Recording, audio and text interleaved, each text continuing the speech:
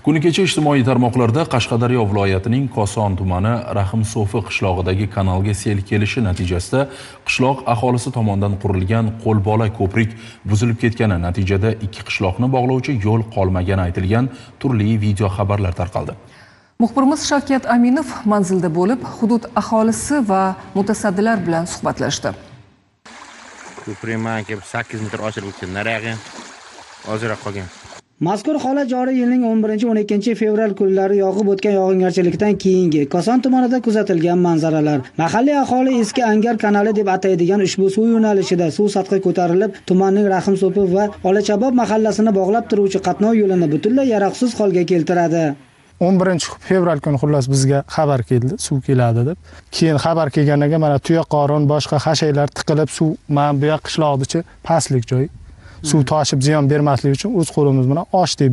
O'tgan asrning 70-yillarida qazilgan ushbu suv yo'nalishidan foydalanilmay kelinganiga ham uzoq yillar bo'lgan deydi mahalliy aholi vakillari. Shu boisdan odamlar ikki qishloqni bog'lab, yo'lni qisqartirish uchun qatnov yo'li ochishgan. Ammo seryog'in yillarda suv ko'tarilib, yo'l berkiladi. Bu esa o'quvchi shu yo'ldan yuradiganlarga noqulayliklar tug'diradi, deydi ular qo'shimcha qilib. Bog'cha bolalar o'talmayapti, maktabga bolalar o'talmayapti.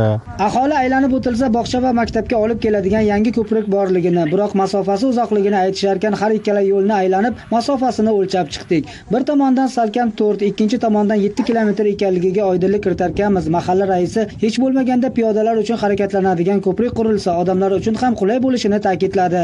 Imkoniyatdan kelib chiqib, mana bunaqa turbataylab bir piyodalar o'tib qaytish uchun qatnov yo'l qilgan.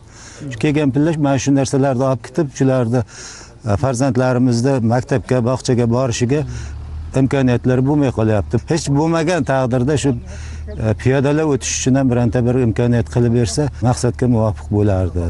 Manzilda bo'lgan tuman hokimligi mas'ullari qisqa fursatda vaqtincha bo'lsa-da qatnov yo'li tiklanishini bildirishar ekan, aholi takliflari borasida ham zarur choralar ko'rilishini ma'lum qilishdi. Kelib ko'rdik, haqiqatda odamlar o'tishi qiyinchilik tug'diryapti hozir.